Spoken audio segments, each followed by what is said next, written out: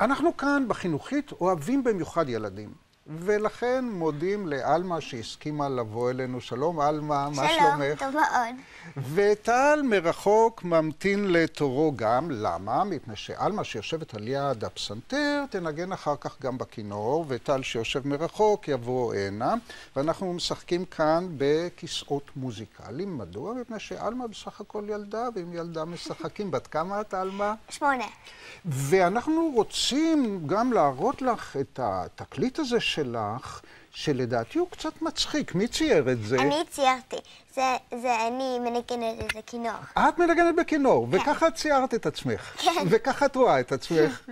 איזה ילדה מתוקה, איזה ילדה חמודה. אבל אנחנו נתחיל במשחק אחר, והמשחק הזה הוא עם הכובע. עכשיו, בכובע פה יש פתקאות, ובכל פתקה יש צליל אחר. אני בדקתי את זה, אין רמאות, הכל פייר, הכל הוגן, כל פתקה צליל אחר. עכשיו, מה שאת מתבקשת לעשות על מה, זה להוציא כמה פתקאות, כל פתקה תהיה עם צליל, ואנחנו נשים את זה פה ונראה את הצלילים, ואת תאלתרי, תעשי אלתור על הצלילים הללו. כמה צלילים את רוצה? 3. 3. 3 צלילים. היי, לא להסתכל, לא להציץ, לא להציץ. מה יש לנו? רה. את יכולה לשים אותו פה. אוקיי, זה דווקא טוב להתחיל עם רה. כבר נחמדתם פעם. מה זה? לא. לא, לא. אוקיי. סי. רה, לא, סי. נו, זה אידיאלי, יותר טוב מזה אי אפשר היה אפילו לתכנן, אבל מזל.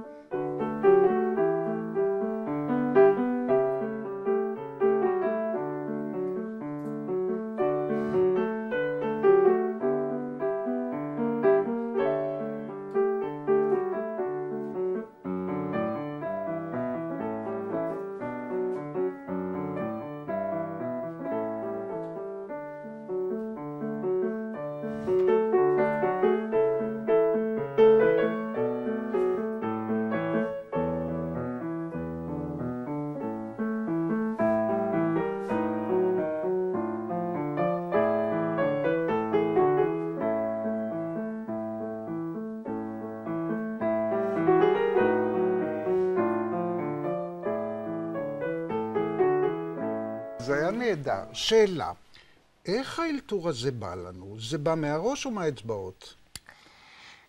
Well, I get these melodies in my head, and in my head, and then I even when I don't want to get them, when somebody's talking to me, and I can hear the whole harmony in my head, and then I just when I improvise, and I just let my imagination go, and I continue, and I can hear the whole harmony in my head, and I can even improvise in my head without the piano at all. בכלל, בלי הפסנתר. כן, את יודעת, ומה שאני ראיתי זה שאת מתחילה שמח, כזה טירודים, ואחר כך ההרמוניות מתחילות להיות כאלה הרבה יותר עצובות. את נמשכת להרמוניות עצובות, זה נכון? כן, I just continue and I let my imagination go. Because I think that if it's all the time serene, זה לא ממש, זה לא מעניין. וגם אני ראיתי שאת ככה עם ההרמוניות, את אומרת ככה, כן, זה ככה נכון, תעדי, ואחר כך את אומרת, או באמת? ואת מרימה את הגבה שלה עם שמאל ואומרת, לא, לא יכול להיות. ואחר כך את אומרת, אוי, באמת, זה ככה קצת, תראי לנו קצת את ההרמוניות שלך. במינור זה היה...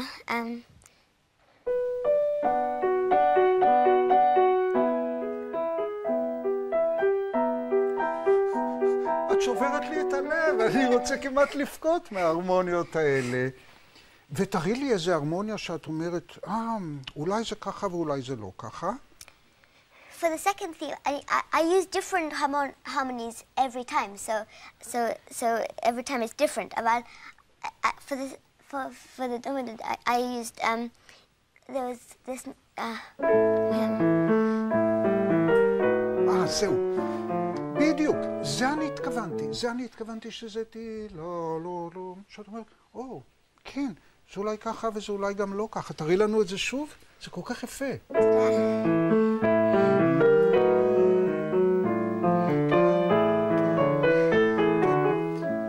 את מביעה איזה פליאה, wonder.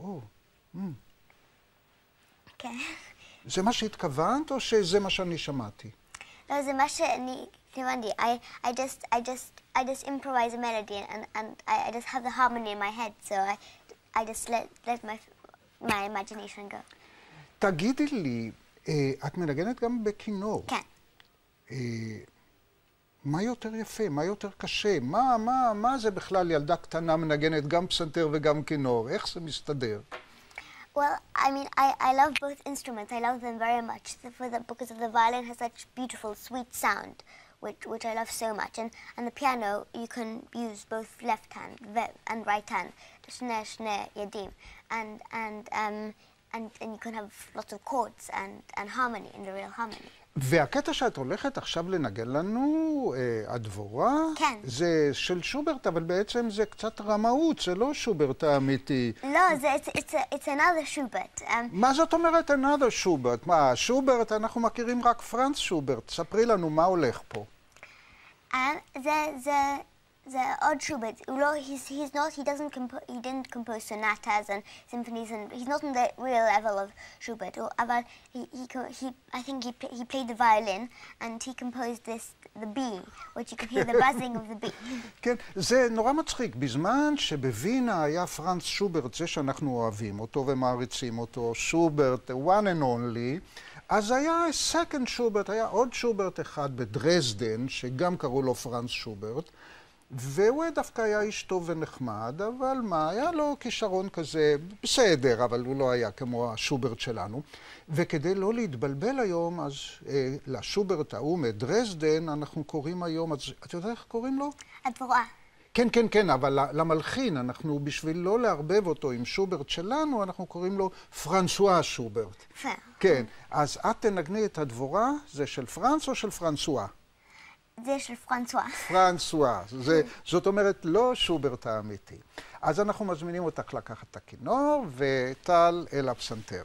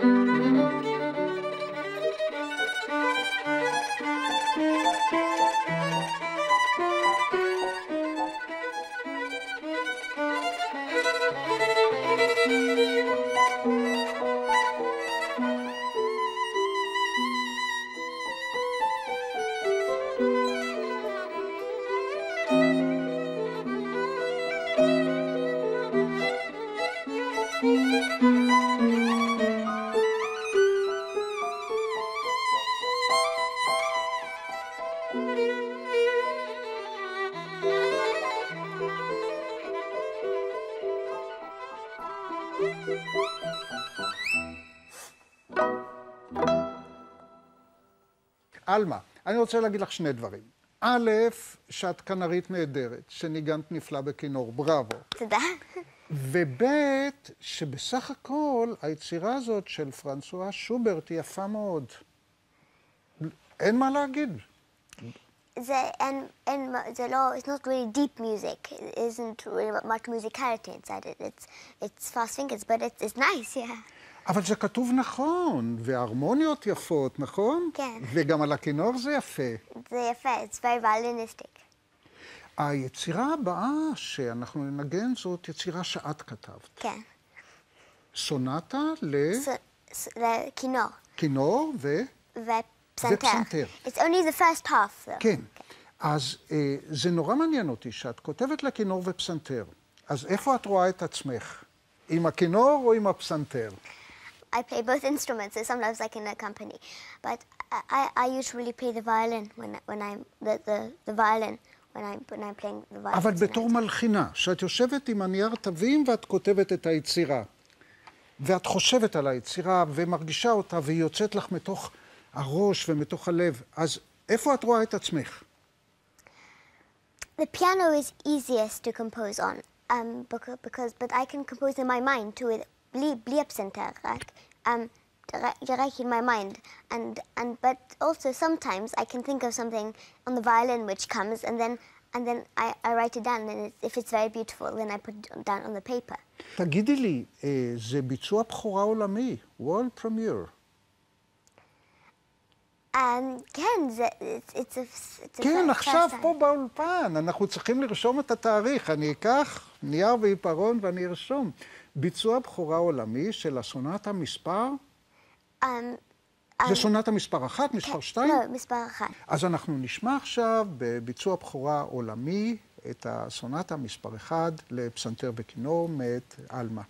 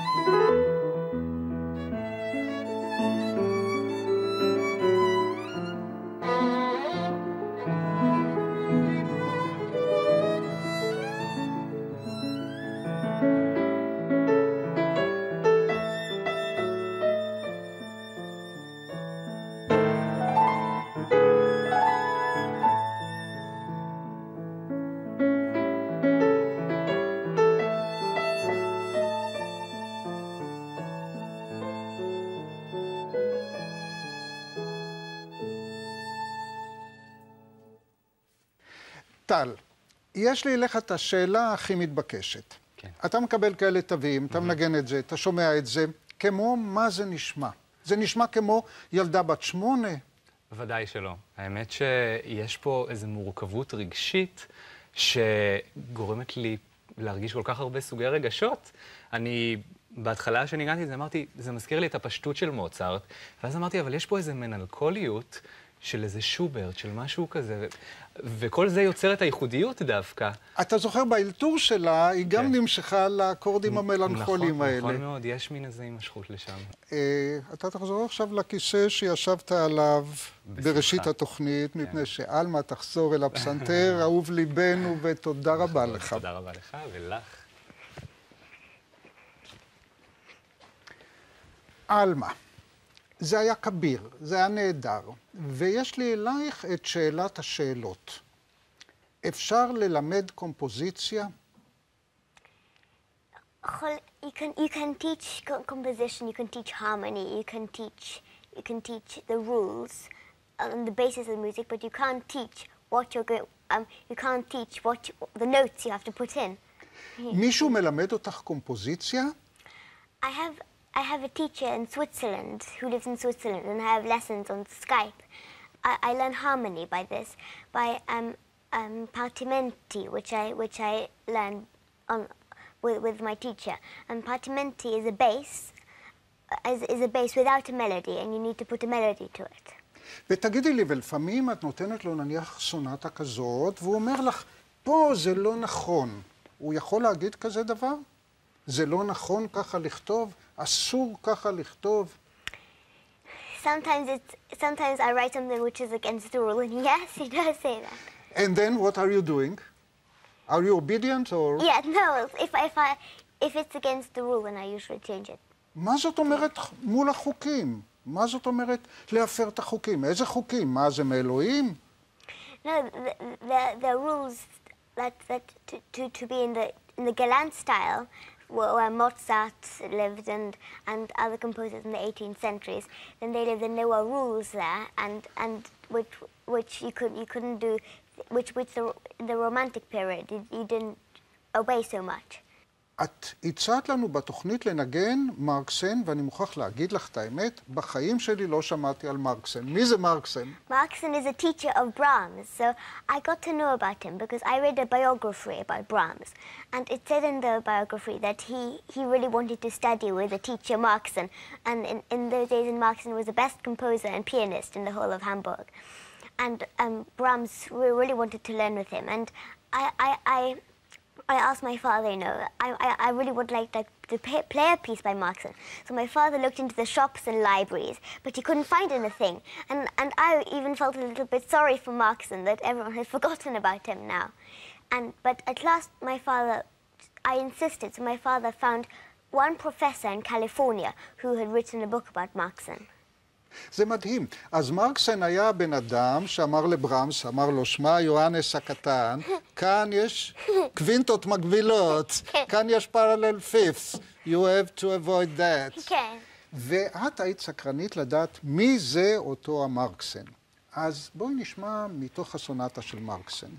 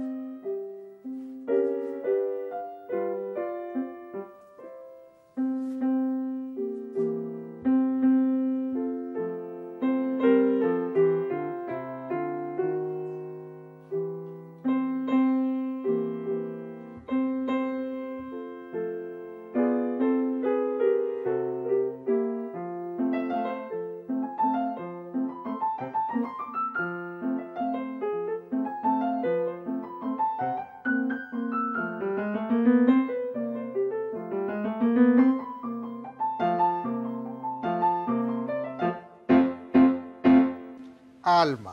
אני בטוח שכל צופי התוכנית שלנו עכשיו מתים לדעת איך זה שאת מדברת עברית כל כך טוב, ואנגלית עוד יותר טוב.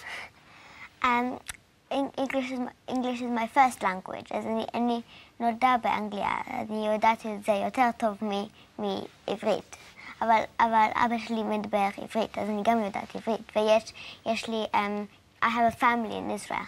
ואבא שלך ישראלי בעצם. כן, הוא ישראלי, אבל האמא שלי באנגליה. אוקיי. ועכשיו את תנגני לנו בעצם לסיום היצירות באולפן, סונטה של סקרלטי, שאני משתגע מהיופי שלה. ושמעתי גם איך את נגנת את זה.